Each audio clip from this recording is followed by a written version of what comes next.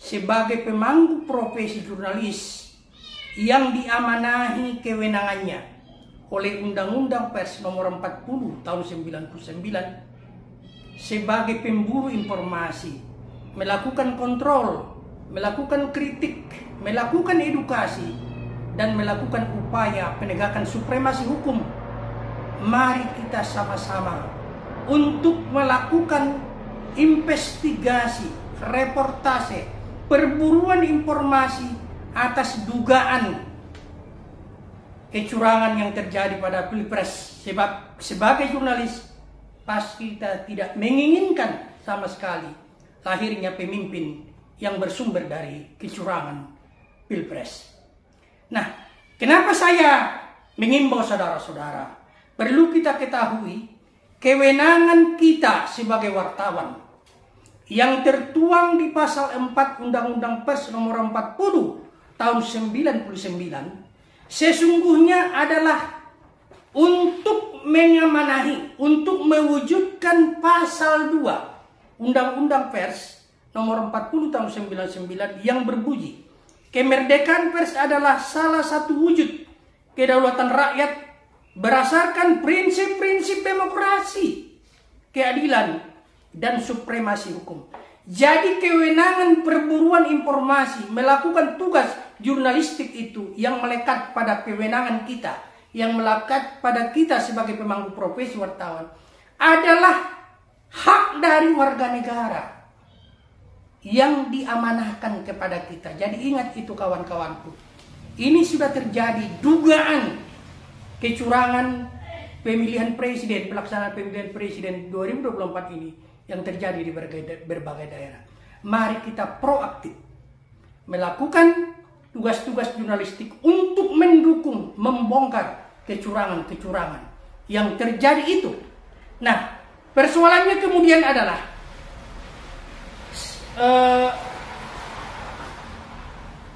Undang-Undang Nomor 40 Tahun 99 yang memberikan peran kepada wartawan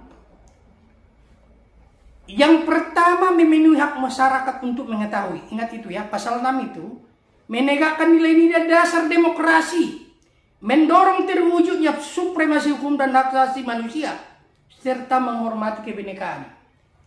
Kemudian mengembangkan pendapat umum berdasarkan informasi yang tepat, akurat, dan benar. Kemudian melakukan pengawasan, kritik, koreksi, dan saran terhadap hal-hal yang berkaitan dengan kepentingan umum.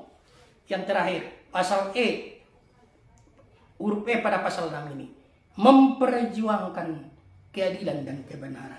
Coba bayangkan, ada banyak pasal yang mengatur kewenangan wartawan untuk menegakkan keadilan dan kebenaran, untuk mendukung upaya supremasi hukum. Dan di pasal 3 disebutkan, pers nasional mempunyai fungsi sebagai media informasi, pendidikan, hiburan, dan kontrol sosial. Jadi sebenarnya begitu besarnya kewenangan yang diamanahkan oleh undang-undang ini kepada kita demi mewujudkan informasi yang benar dan tepat sesuai dengan amanah undang-undang ini pada pasal 2 untuk kepentingan masyarakat. Dengan tetap menganut asas praduga tak bersalah, mari kita sama-sama menegakkan keadilan dan kebenaran melalui profesi kita yang mulia ini. Ingat salah satu firman Allah dalam surat Al-Qalam, nun wal qalamu wa ma yasturun, demi pena dan tentang apa yang kalian goreskan. Pertanggungjawaban kita itu kepada langit, bukan kepada pemimpin redaksi. Oke. Sebagai dasar pengertiannya, menurut Bawaslu nomor 8 tahun 2018,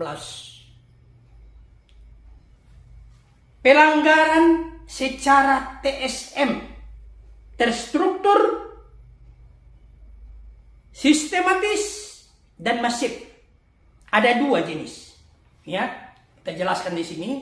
Yang pertama, pelanggaran itu terhadap tata cara, prosedur atau mekanisme yang berkaitan dengan administrasi pelaksanaan pemilu dalam setiap tahapan penyelenggaraan pemilu yang terjadi secara terstruktur, sistematik, dan masif.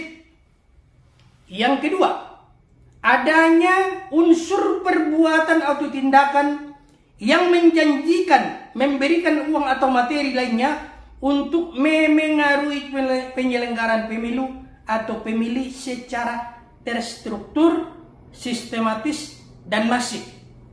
Lantas, apa yang dimaksud dengan terstruktur?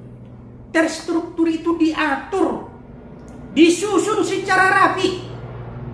Apakah kita tidak melihat hal-hal seperti itu? Seperti yang diungkapkan oleh berbagai pihak terhadap pelanggaran-pelanggaran yang dilaksanakan, yang dilakukan secara terstruktur. Jadi saya ulangi, terstruktur itu diatur, disusun secara rapi. Kemudian apa yang dimaksud dengan sistematis? Sistematis itu terencana. Kemudian masif. Masif itu skala besar. Apakah kita tidak melihat hal seperti itu? Kalau kita tidak melihat, ya kita harus membuktikan itu di lapangan melalui profesi kita atas tuduhan-tuduhan yang telah ramai dilakukan oleh berbagai pihak. Jadi itulah imbauan saya, jangan kita mau terus dibodoh-bodohi oleh kelompok-kelompok tertentu yang berambisi meraih kekuasaan. Sementara kita sebagai wartawan di dalam suasana Hari Pers Nasional yang mulia ini, maunya ini tidak dinodai oleh tindakan-tindakan yang mencela dan mengotori demokrasi. Jadi sesuai dengan prinsip apa yang kita pelajari, terutama kepada rekan-rekan saya, alumni dari Pekanbaru Jurnalis Center yang tersebar di seluruh tanah air, dari Sabang sampai ke Merauke, dari Aceh sampai ke Papua.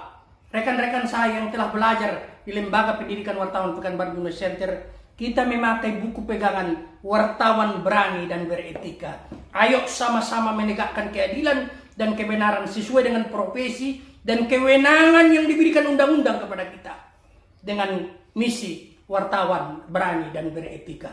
Demikian, terima kasih. Assalamualaikum warahmatullahi wabarakatuh.